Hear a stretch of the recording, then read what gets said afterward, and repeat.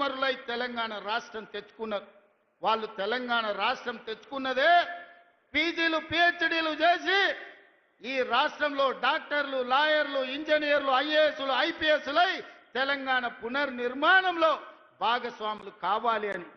కానీ చంద్రశేఖరరావు ఏమన్నాడయా? గొర్రెలు, బర్రెలు, చేపలు, పందులు మీరు పెంచుకోండి, పేదవాళ్ళ పిల్లలు గొల్లోళ్ళు గొర్రెలు పెంచుకోవాలి, మాదిగోళ్ళు చెప్పులు కుట్టుకోవాలి, ఎరకలోళ్ళు పందులు పెంచుకోవాలి, మా ముదిరాజు సోదరులు చేపలు పట్టుకోవాలి అని మిమ్మల్ని అందరినీ అక్కడ పొమ్మన్నాడు. ఆయన కొడుకు మాత్రం రాజ్యాలు ఏలుతారంట. ఇదే నా న్యాయం అని నేను అడుగుతున్నా చంద్రశేఖరరావు నీ వేదిక మీద నుంచి. పేదోళ్ళ బిడ్డలు వాళ్ళ తాతలు ముత్తాతలు తరతరాలుగా గొర్రెలు, బర్రెలు, చేపలు, పందులను పెంచుకొని బతికి ఆత్మ బలిదానం చేసుకొని వందలాది మంది ప్రాణాలు ఇచ్చి తెలంగాణ రాష్ట్రం తెచ్చుకున్నది.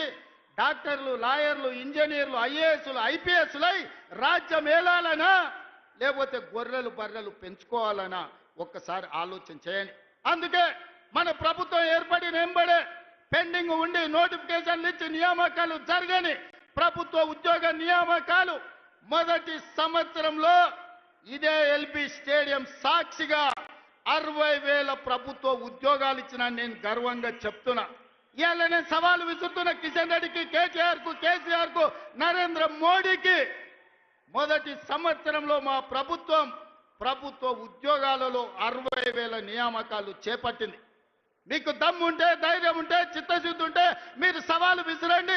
60,000 మందిని ఇదే ఎల్బీ స్టేడియంలో తెచ్చి తలలు మొత్తం లెక్క పెట్టిస్తా. ఒక్కటి తగ్గినా మీ కాళ్ళ ముందు క్షమాపణ చెప్పి నేను బయటికి వెళ్తా.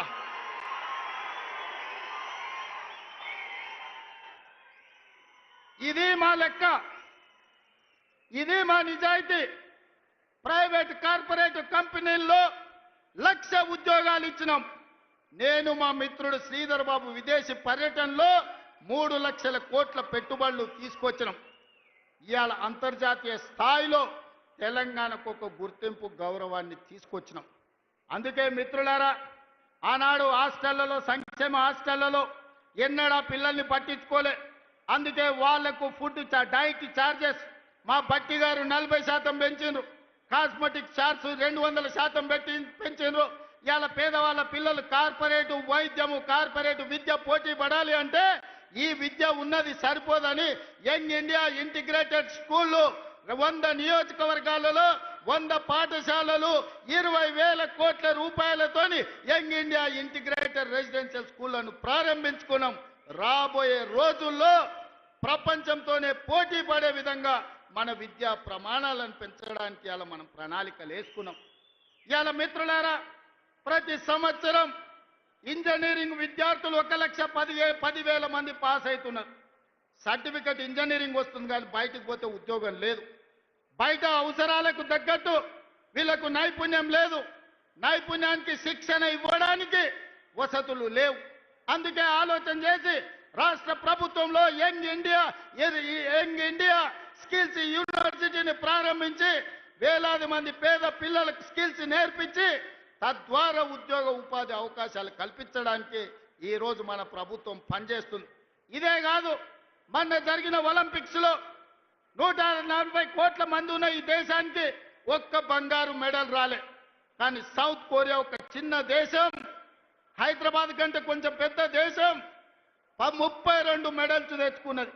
అందులో ఒక అమ్మాయి సౌత్ కొరియా స్పోర్ట్స్ యూనివర్సిటీకి నేను పోతే ఒక అమ్మాయిని కలిసిన. ఆ అమ్మాయి నాకు ఆశ్చర్యం వేసింది.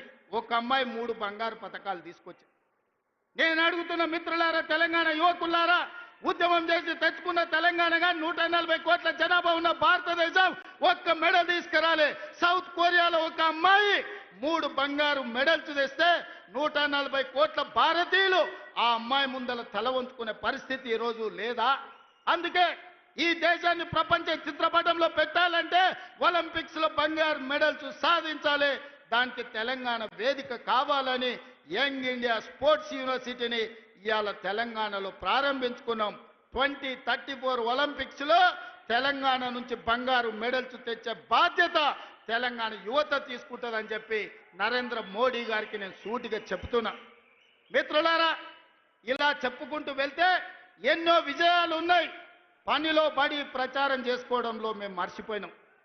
మన వాళ్ళు చెబుతుంటే అరే ఇన్ని చేసిందా మన ప్రభుత్వం, సన్నబియ్యం ఇచ్చిందా, రైతు రుణమాఫీ చేసిందా, రైతు భరోసాకు నిధులు ఇచ్చిందా, 60,000 ఉద్యోగాలు ఇచ్చిందా, అమ్మ ఆదర్శ పాఠాలు నిర్వహించిందా, స్కిల్స్ యూనివర్సిటీ పెట్టిండ్రా, స్పోర్ట్స్ యూనివర్సిటీ పెట్టిండ్రా, ఇట్లా ప్రతి కార్యక్రమాన్ని చర్చినప్పుడు ఆశ్చర్యంతో నోరు తెరిచి చూస్తున్నారు. మరి ఎందుకు ఈ రోజు అవి మనం ప్రచారం చేసుకోలేకపోతున్నాం? అందుకే మిత్రులారా, ఈ రోజు వాళ్ళు పెట్టుబడి పెట్టి కిరాయి మనుషులను పెట్టి దుబాయ్లో ఆఫీసులు పెట్టి విష ప్రచారం చేస్తున్నారు. అందుకే ఇవాళ ఈడికొచ్చిన వేలాది మంది కాంగ్రెస్ పార్టీ కార్యకర్తలే మా బ్రాండ్ అంబాసిడర్లు. మీరే ప్రచార కార్యకర్తలుగా మారండి, మీరే ఈ ప్రభుత్వానికి బ్రాండ్ అంబాసిడర్లుగా మారండి, సోషల్ మీడియాలో యుద్ధం ప్రకటించండి. మన యుద్ధంలో కల్వకుంట్ల గడి తుణుకలు అయిపోవాలి.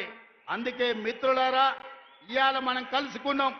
మా ఎన్నికలు అయిపోయినాయి, ఎమ్మెల్యే అయిపోయింది, ఎమ్మెల్సీ అయిపోయింది, ఎంపీ అయిపోయింది, ప్రభుత్వం అయిపోయింది.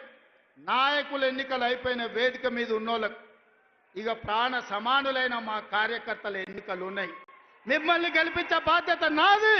సర్పంచులుగా, వార్డు మెంబర్లుగా, ఎంపీటీసీలుగా, ఎంపీపీలుగా, జడ్పీటీసీలుగా, జిల్లా పరిషత్ చైర్మన్లుగా, కౌన్సిలర్లుగా, కార్పొరేటర్లుగా, మేయర్లుగా మిమ్మల్ని గెలిపించే పూచి నేను తీసుకుంటా.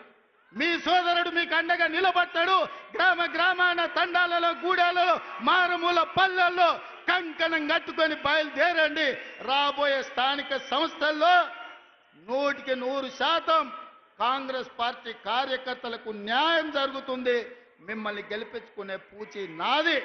ఇవే కాదు, ఈరోజు గుడి కమిటీలు కావచ్చు, మార్కెట్ కమిటీలు కావచ్చు, కార్పొరేషన్లో డైరెక్టర్లు కావచ్చు, అన్ని పదవులు ఇచ్చే వరకు ఈరోజు విశ్రమించను.